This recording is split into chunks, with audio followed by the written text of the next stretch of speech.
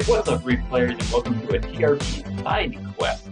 This episode is our first foray into giving you a little bit more of a bite-sized discussion, mostly because, unfortunately, 2 weeks ago when we were talking about the PlayStation 5 event, Pagan had a wonderful little power outage and was unable to participate in the bulk of that conversation, so we're going to have a little PS5 chat. I'm going to let Pagan just roll right into her thoughts. I love it. Our first foray. That was a great use of vocabulary. Foray. Loved it. Bitch, please. Yeah, man. Look, I am excited. I don't have swag, but like. Can you tell? I'm excited. This is my excitement. My little blue PlayStation light. Yeah, man. Look, I mean, I thought it was great. I don't know. I wasn't really expecting them to announce it so quickly in terms of like after they had postponed it the first time. I thought that they were going to wait a longer time for some reason. I just thought that they would like kick it off like a month later.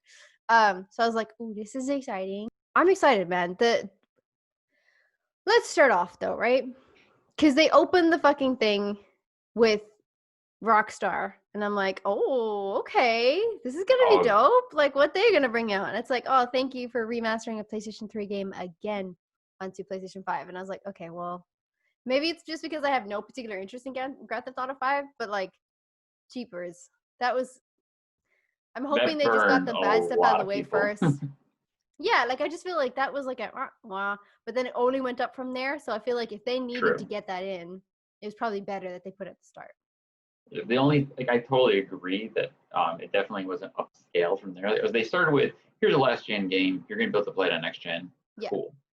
But they started that video with the Rockstar logo, and Rockstar only makes a game every decade, basically. Yeah. So obviously everyone's first thought was, oh shit, this is going to be Grand Theft Auto 6. Yeah. Sadly, it wasn't. I kind of did. Yeah. I was lulled into that false sense of security, and I was like, oh God, it's going to be it's just the same game that everybody else has played twice. Yeah, that seemed okay. And then they dropped Miles Morales in Spider-Man 2, and I'm like, you're good after that point, right? yes. I am all about this game. Absolutely, give it to me, hook it to my veins. I'm good, I'm down, I'm great. I will buy the console just for this game. This looks fantastic. Like, come on. Okay, did we find out if that was like an expandalone? Was that what expandalone? So is that kind of like Left Behind and Lost Legacy?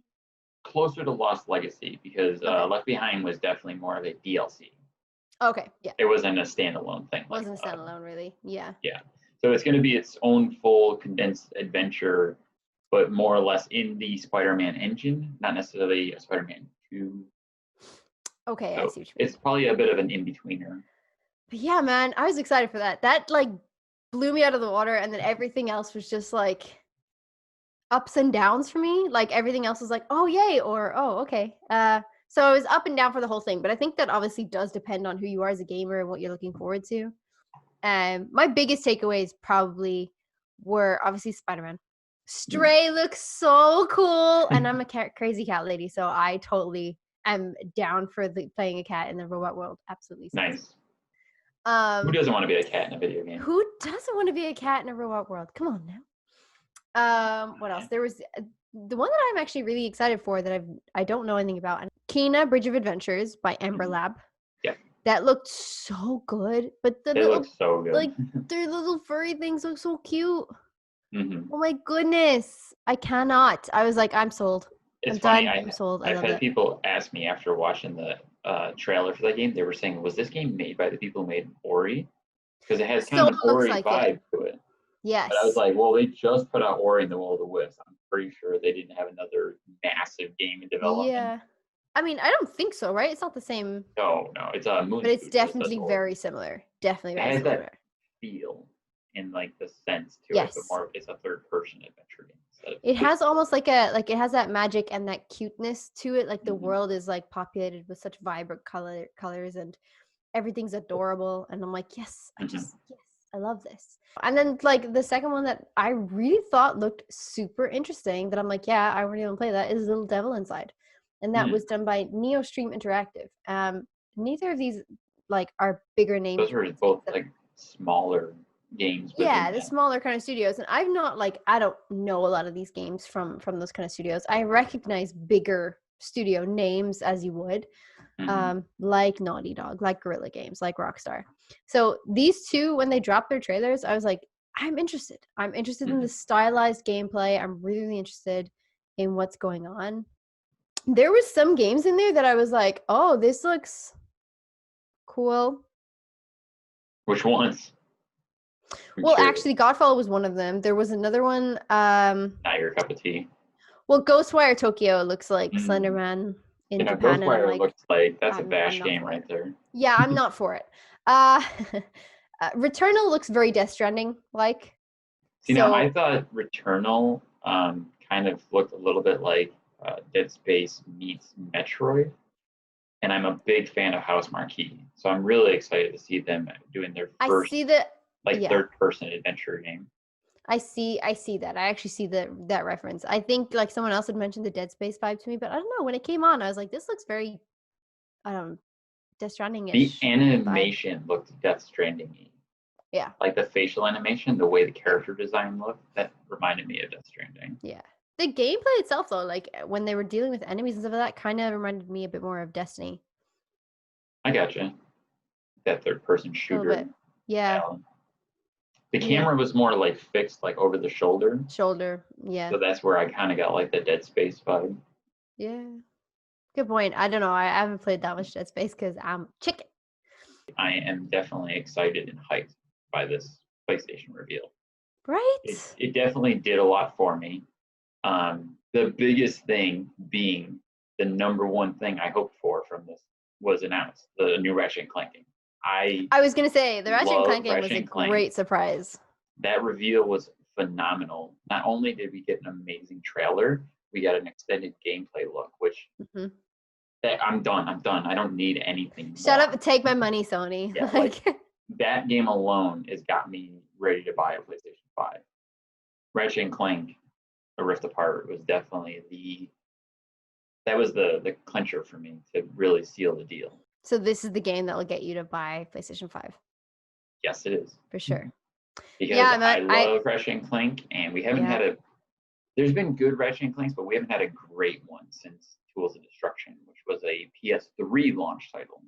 Oh, and then I wanted to piggyback on your talking about Little Devil Inside. I rewatched that trailer a couple of times, and the more I watched it, the more I was sort of like, this looks fucking awesome. It looks so good. It's completely stylized. Cool. It's hilarious. Just the comedy of it was fantastic. Yeah, the bomb drop was fantastic. Just that bit of the trailer, I was like, all right, you got me. I'm on board. I want to download this content. Joke. Yeah, I'm all good for it. Mm-hmm. Everything else, I was kind of like, oh, okay, that's grand. Obviously, Gran Turismo was like nothing for me. I don't play any of those games. Yeah, like there 5 as well. I'm like, nah. I used to be a big fan of Gran Turismo until after I switched to Forza, and now like every time I try playing Gran Turismo, it just doesn't do it for me anymore.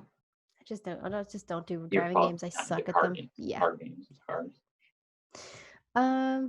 That was kind of it. I have what was a kind of surprise excite for me was Pragmata. Oh, really? You're excited for that one? Mostly because one, it's a Capcom game. It's a new original Capcom IP.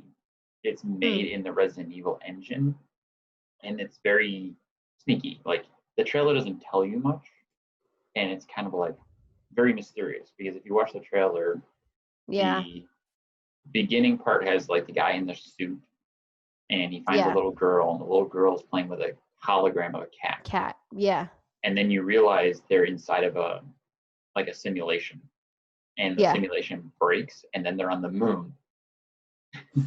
So it's like, it's a weird one. This one also seems really strange. I don't know. I wasn't caught by it, if I'm honest. I think like it's intriguing for sure, but not a Pagan game. Not a Pagan game. No, I can see how it's your type of thing though. Like it's definitely a strange one. Definitely a strange one. I like the strange. There. Speaking of not Pagan games, The Village. Mm. Yeah. You couldn't That was get a more. great reveal, though.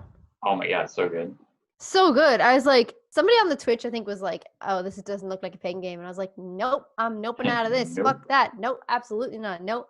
And then obviously they did the village, and I was like, "Huh? Why are they emphasizing?" And then they did the 3, and I was like, oh, "What a reveal!" The funny thing about that too is the fact that a lot of what was shown in that trailer for Resident Evil 8 is a lot of what's been rumored for a Resident Evil Yeah. 8 game. So it's almost like up till now, Capcom has not officially announced Resident Evil. There's been nothing official, but there's been a lot of rumors. Here we Yeah. get the official reveal trailer, and all those rumors are come true. So it's almost kind of like, oh yeah, we knew this. I was really That happy reveal. to see that the werewolf rumors are more or less true. I don't want to say they are werewolves, but they definitely look. It definitely feel looks like werewolves. that. Yeah, totally get that. Yeah. So that part of it had me stoked because as much as I love classic Resident Evil, I'm also happy to see them kind of go in new directions and try new things. And I'm hoping that that's going to just mean better, Yeah. awesomer, more scary ass games for us. What was your top announcement then? Do you think it's Ratchet and Clank? I would say that if it wasn't for Ratchet and Clank, it would have been Resident Evil 8.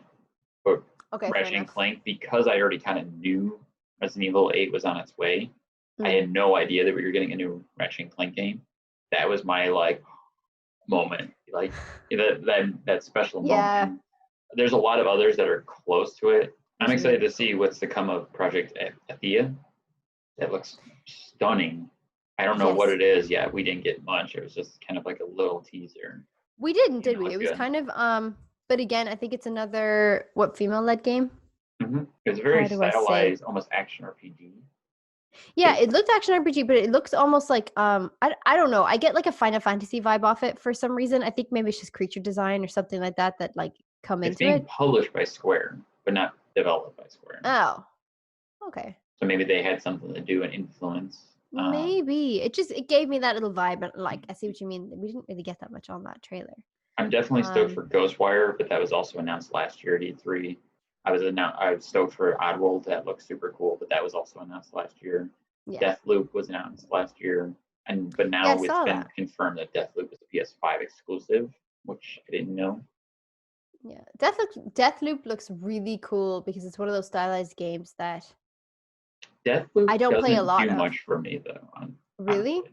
Yeah, I'm not that interested in Deathloop. I don't know if it's because of Arcane Studios. Like I've played their previous games, such as Dishonored, but I didn't really get into those games. I don't know why. And everything I've seen for Deathloop looks really cool, but just the gameplay in general, I'm just kind of like, eh. I'm actually really curious about fucking Bugsnax. What the fuck is Bugsnax? Like, no. It's just ridiculousness. I mean, their previous game was Octodad, and that game was just nonsense. I was gonna say that one other game that I'm like got my ears perked up at is Solar Ash.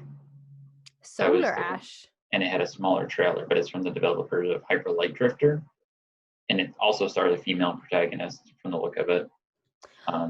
It was very stylized, but it looks like kind of like a mid-tier. Yes, I did love that. I liked the style of it, like the anime style, like almost like the hand-drawn. Mm-hmm. Did you have any thoughts on the Destruction All-Stars? No. I didn't like Horizon Zero Dawn, the first one. I just didn't click with it. I didn't really like the story. I didn't like the gameplay is beautiful, and there's no denying that game is just stunning. The artist work in that is just chef's kiss. Like it's so beautiful, but it didn't capture me.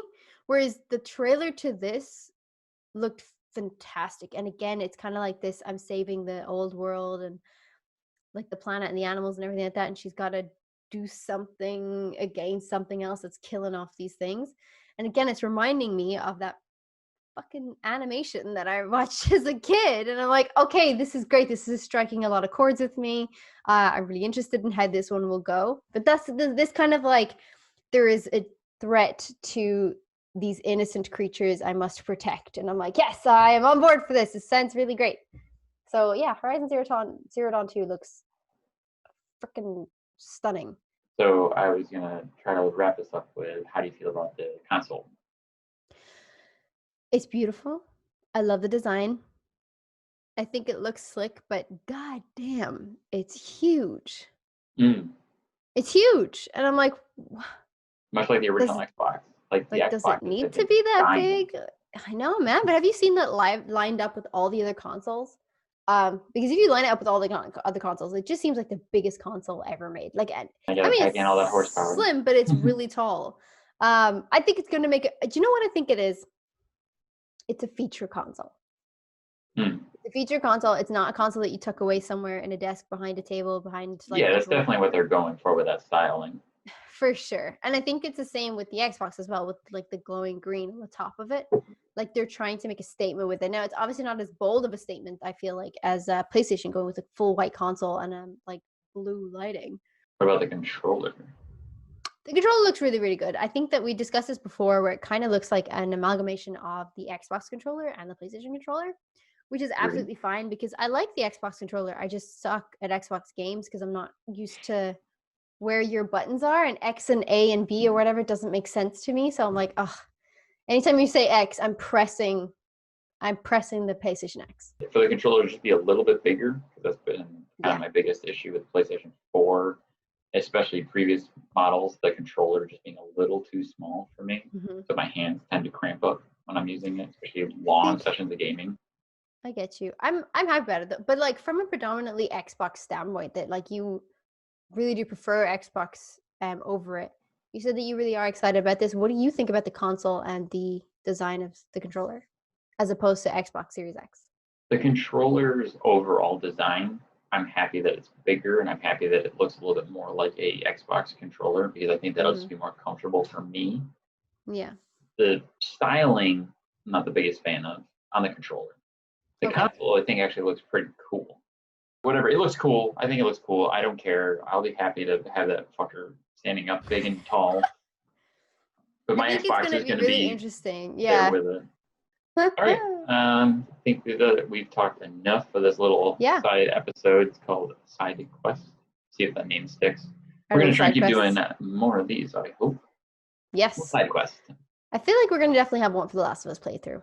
We'll have The Last of Us Part 2, kind of side quest episode for the Replayer podcast, but in a couple weeks when we both actually had a chance to when we've actually finished the game.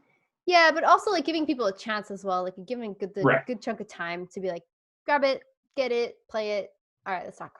Well, on that note, we can ask our viewers who watched this episode to put some comments. Let us know what you think. If you want us to do a little Last of Us chat, if you want it to be a spoiler cast, or would you rather us keep it clean? Spoiler free.